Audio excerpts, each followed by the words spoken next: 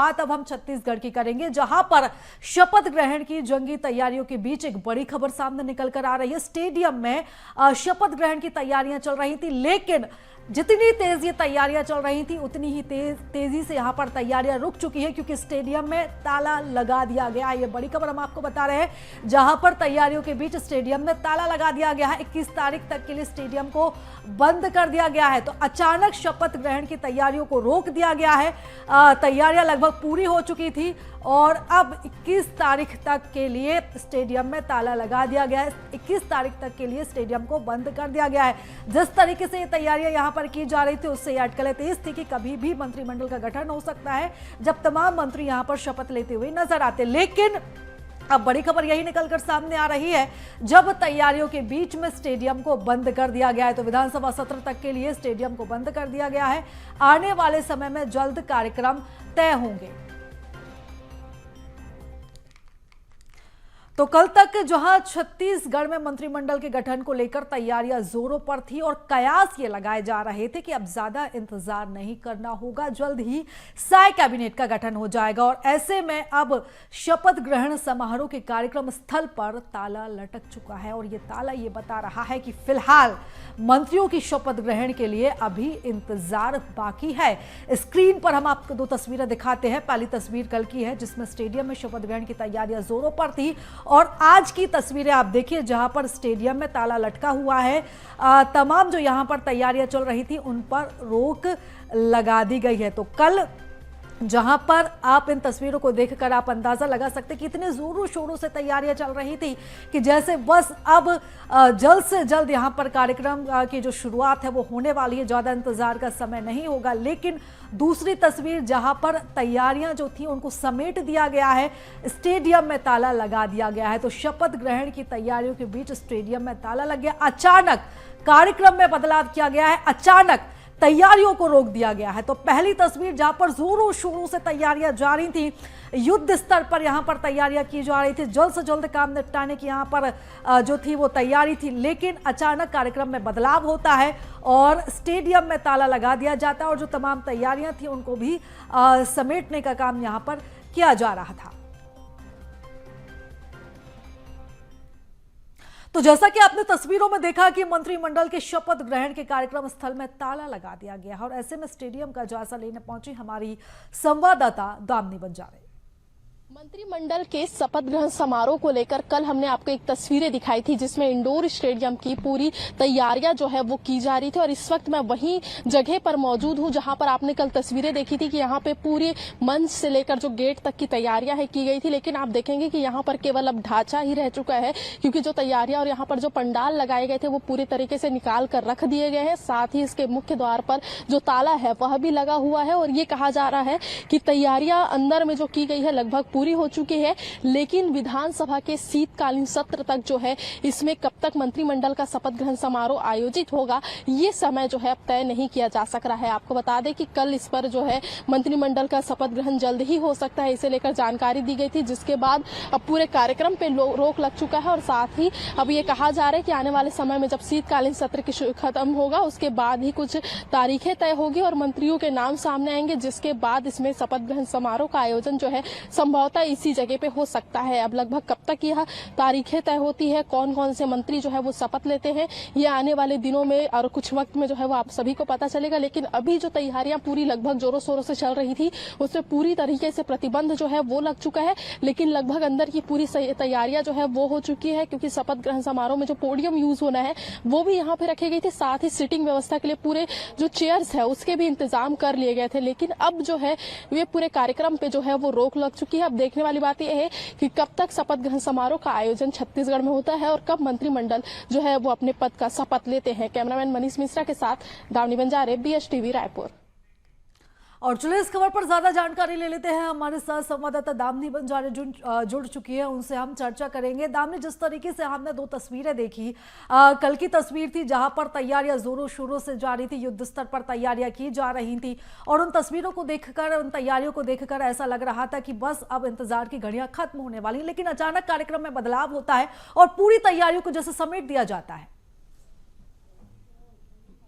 जी देखिए, आपको बता दें कि कल जो है संसद जो विधायक है जो मंत्री बनने वाले थे उनके शपथ ग्रहण समारोह के आयोजन की चर्चाएं तेज हो चुकी थी। कल ये कहा जा रहा था कि जल्द ही इस पर जो है मंत्री पद में जो मंत्री रहने वाले हैं वो शपथ ले सकते हैं, जिसे लेकर इंडोर स्टेडियम में पूरी तैयारियां की जा रही थी।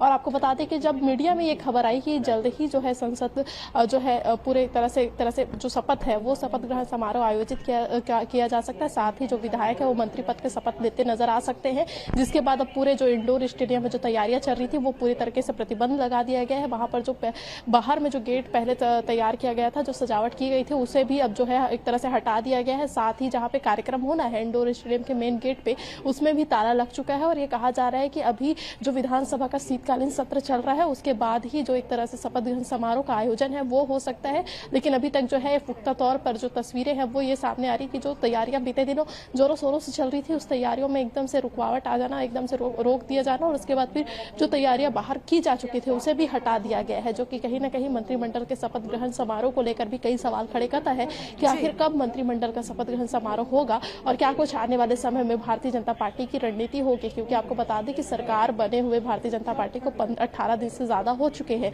लेकिन अभी तक जो है मंत्रिमंडल जो है शपथ नहीं ले पाए हैं। जिसके बाद ये कहा जा रहा है कि जल्द ही मंत्रिमंडल जो है वो शपथ लेगा, जिसके लिए दिल्ली में भी बैठक आयोजित की गई थी। दिल्ली में भी बड़े जो मुख्यमंत्री है साथ ही डिप्टी सीएम है उन्होंने बड़े नेताओं से मुलाकात की थी, लेकिन अभी भी चर्चा जो है वो जारी है, सस्पेंस अभी भी जारी कि आखिर कौन से विधायकों को जो है मंत्री पद दिया जा सकता है। अब देखने वाली बात यह है कि जो इंडोर स्टेडियम में कार्यक्रम में प्रतिबंध लगा है वो कब से फिर से शुरू होता है और क्या कुछ आने वाले समय में तैयारियां जो है वो देखने को मिलती है।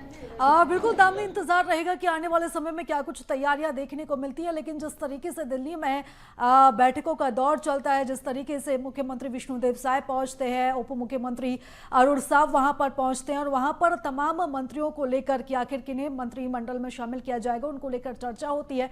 और जब वो वापस दिल्ली दौरे से आते हैं तब मुख्यमंत्री ने यह बयान भी दिया था कि अब ज्यादा इंतजार नहीं करना होगा, जल्द से जल्द जो नाम है वो सामने आ जाएंगे। और ऐसे में अचानक रोक लगा दी जाती है, तैयारियों को रोक दिया जाता है। तो आखिर ये मामला है कहां पर फंसा हुआ नजर आ रहा है? देखिए, आपको बता दें जिस प्रकार से भी चर्चाएं तेज चल रही थी उसमें ये कहा जा रहा था कि जल्द ही जो मंत्रिमंडल का गठन है वो होगा, शपथ ग्रहण समारोह भी आयोजित होगा। लेकिन जो एक तरह से मुख्यमंत्री का भी बयान सामने आया था कि इसमें नए चेहरे और पुराने चेहरों को मौका दिया जाएगा, जो कि अनुभवी नेता है, तो उन सभी को मौका देने की बात कही गई थी। और साथ ही जल्द ही शपथ ग्रहण समारोह की बात कही गई थी। तैयारियां भी जो है वो इंडोर स्टेडियम में हो रही थी उसका, क्योंकि हम इसलिए भी बोल सकते हैं कि वहाँ पर तैयारियां हो रही थी क्योंकि जो पोडियम मुख्यमंत्री के शपथ ग्रहण के समारोह के दौरान जो है एक तरह से उपयोग में लाया गया था, वही पोडियम जो है वहाँ पर रखा गया था। और ये कहा जा रहा था कि यहाँ पर भी जो तैयारियां हैं वो होगी और तैयारियों के बाद जो है जल्द ही एक तरह से जो मंत्रिमंडल है उनका शपथ ग्रहण समारोह होगा। लेकिन अब देखने वाली स्थिति ये हो गई है कि जो कार्यक्रम के लिए जो चर्चाएं चल रही थी अब वो कहीं ना कहीं रोक दी गई है। अब देखने वाली बात यह है कि किन चेहरों को मौका देती है, क्योंकि ये बात भी सामने आई थी कि पहले जो मंत्रिमंडल का शपथ ग्रहण समारोह होगा उसमें 7 मंत्री जो है वो शपथ ले सकते हैं, जैसे बृजमोहन अग्रवाल, ओपी चौधरी, इसके साथ ही जो एक तरह से अजय चंद्राकर है, इन सभी के नाम जो है वो सामने आ रहे थे। लेकिन अब इन नामों पर भी सस्पेंस बरकरार है, क्योंकि अभी भी मंत्रिमंडल में किन्हें दर्जा दिया जाएगा उसका घोषणा जो है वो नहीं की गई है। और अब जो है ये कहा जा रहा है कि जल्द ही इस पर जो है निर्णय लिया जाएगा और शपथ ग्रहण समारोह का आयोजन जो है विधानसभा सत्र के बाद किया जाएगा। लेकिन सोचने वाली बात यह है कि जिस तैयारियों को जोरों शोरों से किया जा रहा था आखिर उसे क्यों रोका गया, और अब जो है पूरी तैयारियां जो कल ली गई थी उसे क्यों इस तरीके से अधूरे में ही जो है वो पूरा ताला लगाया गया। अब देखने वाली बात यह कि कब तक इस पे कार्यक्रम में जो है शपथ ग्रहण समारोह का आयोजन छत्तीसगढ़ में होता है और कब मंत्रिमंडल का जो शपथ है वो लेते हैं, क्योंकि 18 दिन से ज्यादा जो है छत्तीसगढ़ में भारतीय जनता पार्टी को आय हो चुका है। विधानसभा का शीतकालीन सत्र भी चल रहा है और ऐसे में अभी तक जो विधायक है जो मंत्री बनेंगे वो शपथ नहीं ले पाए हैं। ये बड़ा सवाल है कि कब तक इस पर जो है मुहर लगती है और कौन कौन से नए चेहरे या जो विधायक है वो मंत्री पद का शपथ लेते हैं। बिल्कुल दामनी, देखने वाली बात होगी कि आखिर कितने नए और कितने अनुभवी चेहरों को जो है मौका दिया जा सकता है। और जिस तरीके से कवायद थी कि नए चेहरों के साथ साथ अनुभवी चेहरों को भी मौका दिया जाएगा, एक संभावित सूची भी विधायकों के सामने आई थी कि इन चेहरों को मौका दिया जा सकता है, खास तौर पर वो विधायक जिनको पार्टी ने पहली बार मैदान पर उतारा था और उन्होंने भारी बहुमत से विजय हासिल की थी, जैसे ओपी चौधरी का भी नाम सामने आ रहा था और कई ऐसे नाम जिनके ऊपर पार्टी ने भरोसा दिखाया था। लेकिन अगर हम समीकरण की बात करें तो आखिर ऐसे कौन कौन से समीकरण हो सकते हैं लोकसभा के लिहाज से भी जिनको साधने की कोशिश में अभी बीजेपी है?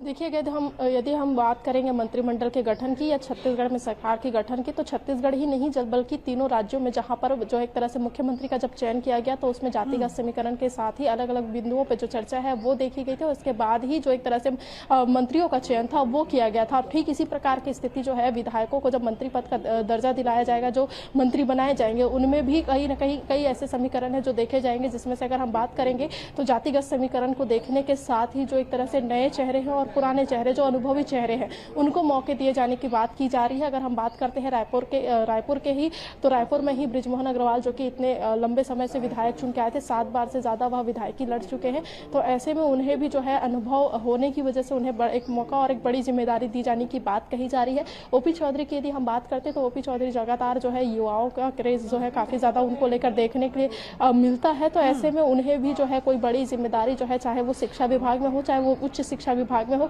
दी जाने की चर्चाएं जो है वो तेज है। इसके साथ ही आपको बता दें कि इसके अलावा जो अजय चंद्राकर है, जो लगातार विधानसभा में भी जो है विपक्षी दल के होने के नाते भी वह मुखर होते नजर आए थे और कई मुद्दों को जो है प्राथमिकता से उठाते नजर आए थे, तो उन्हें भी जो है कहीं ना कहीं बड़ी जिम्मेदारी दी जाने की बात कही जा रही है। दामनी, बड़ी जिम्मेदारी देने की बात भी अब कही जा रही ओपी चौधरी को लेकर, लेकिन आखिर इंतजार रहेगा कि किनको शामिल किया जाएगा और किन्हें नहीं।